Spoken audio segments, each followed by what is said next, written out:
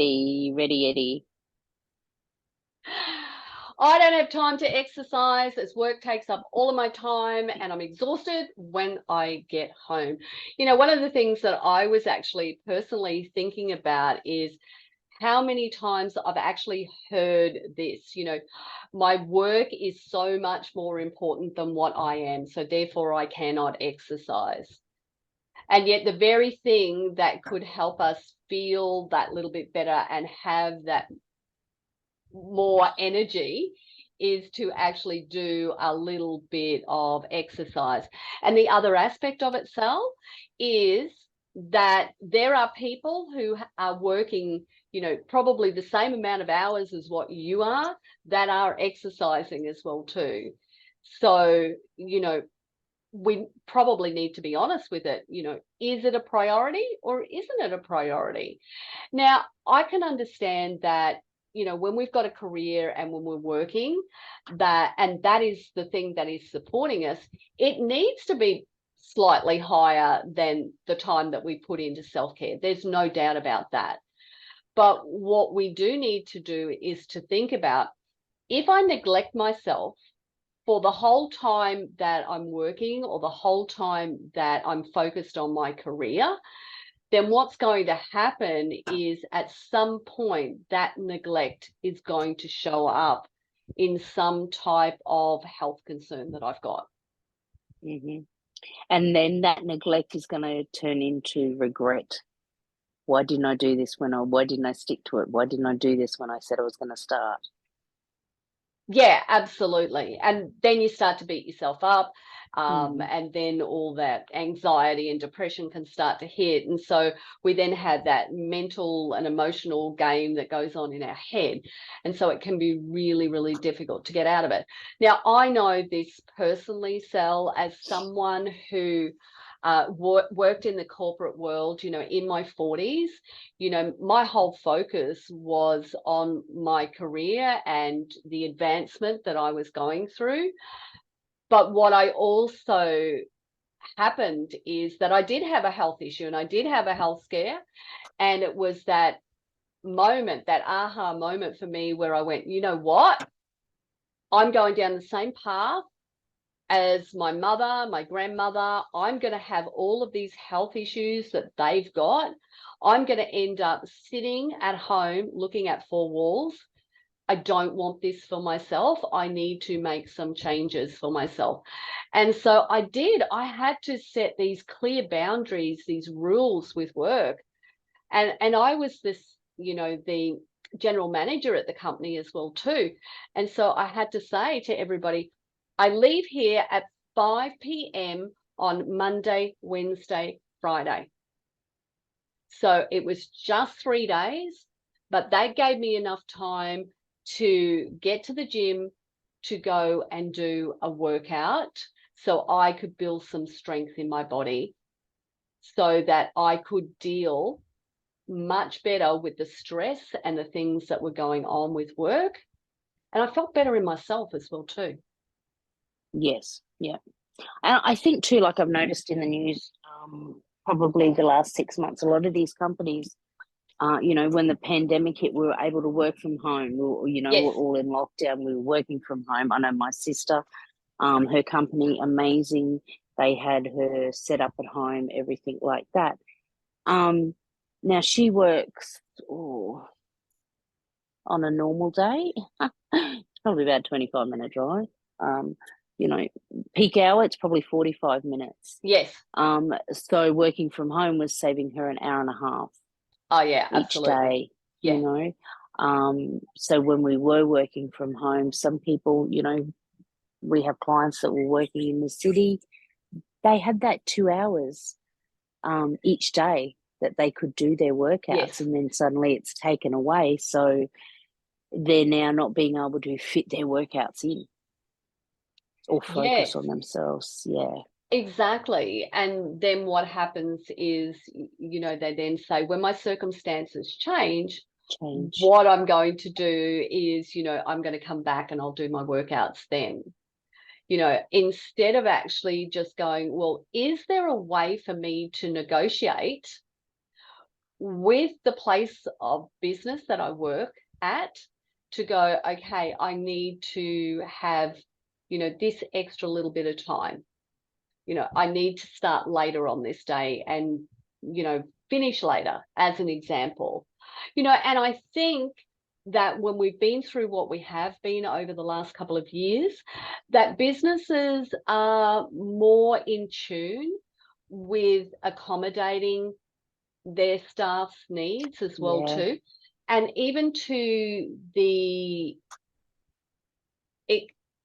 where businesses have actually started to have like trainers come in at lunchtime, or they've had massage therapists come in, or whatever it happens to be. So they are actually thinking about, what can I do to help my staff take better care of themselves? Because when they take better care of themselves, that means that they're going to be more productive for me anyway. Yeah, they're going to take better care of, or they're going to take care of my company. Yeah. My business, my work environment. They're going to be happier at work. Yeah. So I think the other way to look at this, and a lot of it is about mindset, is to think about your health as an asset. So it is something that is valuable to you.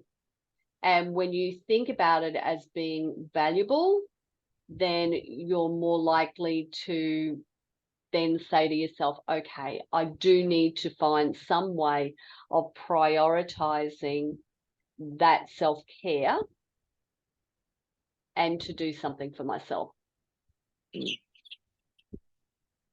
We talk about, we've seen that that quote, and it's along the lines of, would you rather spend your money on your healthcare or take care of your health? Yes. Would you rather spend your money going to the doctors or taking care of your health? Now, just thinking about my daughter this morning, we often hear women say, I don't have the time. Yeah. Right. So my daughter had to take my grandson to the doctors this morning. Her appointment was 9 o'clock. She didn't get in to see the doctor till 10 o'clock. Mm-hmm. Mm-hmm. So there's an hour of her day wasted waiting to go to the doctors. Now, if you're not making yourself that priority, that's where you're wasting your time. An hour at the doctors, 2 hours at the doctors, going to specialist appointment, going and having tests done. Mm-hmm. And you're not enjoying that stuff. So why would you not put yourself first and make your self-care the priority? Yeah, absolutely. And I think the other thing that we miss as well too is time efficient workouts. Yes. There are so many different types of workouts that you can do that don't take up a lot of time. No. So, things like a HIIT session, so high intensity interval training, you can do one of those in 20 minutes. Yes. You're in, you're out. And even if you were to do 5 minutes of strength work,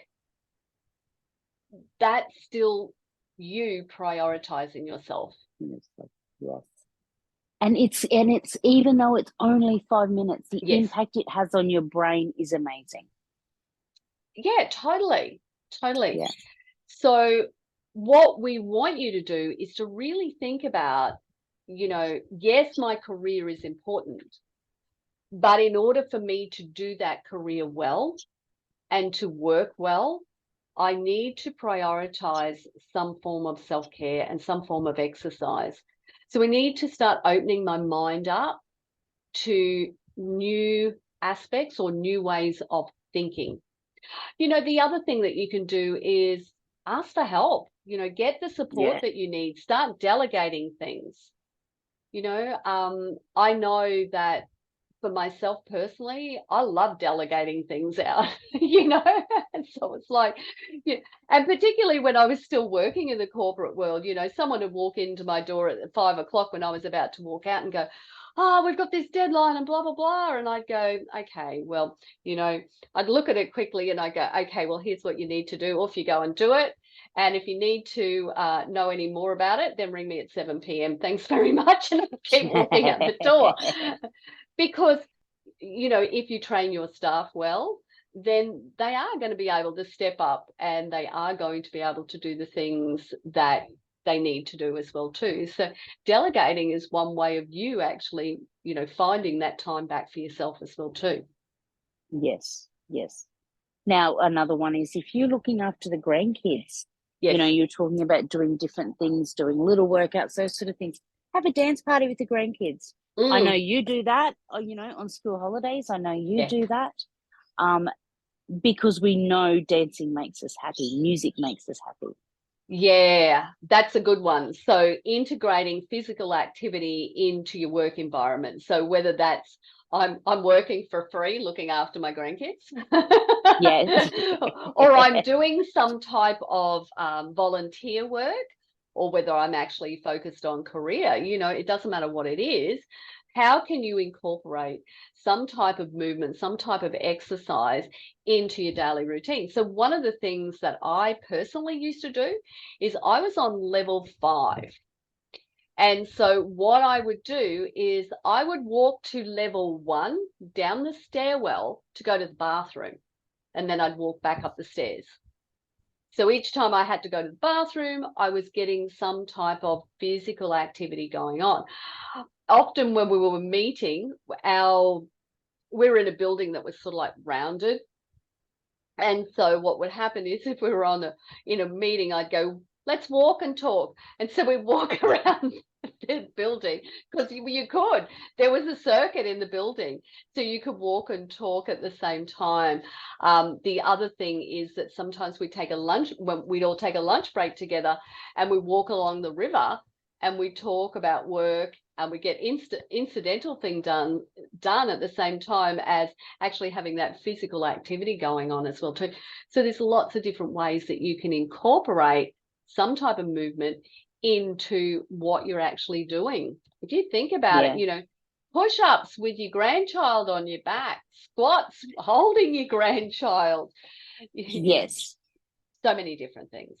So many different things. And even if you are working in the office, go into the office a little bit earlier. You're going to miss peak hour traffic, but you're also going to get a workout in. If there's a gym close to you where you're working, there might be a park, because a lot of parks these days have a lot of the strength training equipment. Yes. So go to work a little bit earlier. I was just thinking, Sal, that one of the things that I used to do as well too is I lived about an hour 15 walk away, and it was a lovely walk along the river to get to work. And so on a Sunday, I would actually, because I needed my car for work, I would drive my car in and park it in my car bay at work, and then I'd walk home. And so I would walk in and out every day. So that was 2.5 hours of movement that I was getting at the beginning, at the end of my workday. What I also found that very useful for is that if I was walking home, I didn't dump on my significant other, because all the dumping got done on the walk home. I got it out of my system. So I was a much happier Peter than a cranky Peter. Yeah. Anything else, Sal, you want to add? Nope, that's all for me. Okay, one of the things that I think is really important is celebrating your achievements in both areas. So acknowledging yourself for doing well at your career, your work, whether that is, as I said, volunteer work as well too. So celebrating the things that you've achieved, but also celebrating the self-care and the time that you put into yourself as well too. Because when you celebrate yourself, you're reinforcing to yourself all the positivity that is associated with being great in both of those areas. Yes. And remember, it's okay to give yourself a pat on the back. Oh, absolutely. Give yourself a Mm. pat on the back right now. And, Yes. remember that achieving this balance between work and self-care, work is probably always going to be a little higher than what that self-care time is, and that's okay. But as long as that work isn't at the detriment of self-care entirely, because we don't want to end up in a situation when we retire from those things, that work environment, that we are now spending all of our time sitting in a doctor's surgery, as you Doctor mentioned surgery. earlier. Yeah, Yeah. yeah, Yeah. exactly. Thanks for joining me today, Sil. Thank you for having me, as always. You are very welcome. Thank you, ladies, for joining us. We hope that you got something out of today and that you have that opportunity to think about, how am I going to actually make taking care of myself a priority, just like the work that I do. So take care, everybody. We'll see you all soon. Bye for now. Bye. Bye. Bye.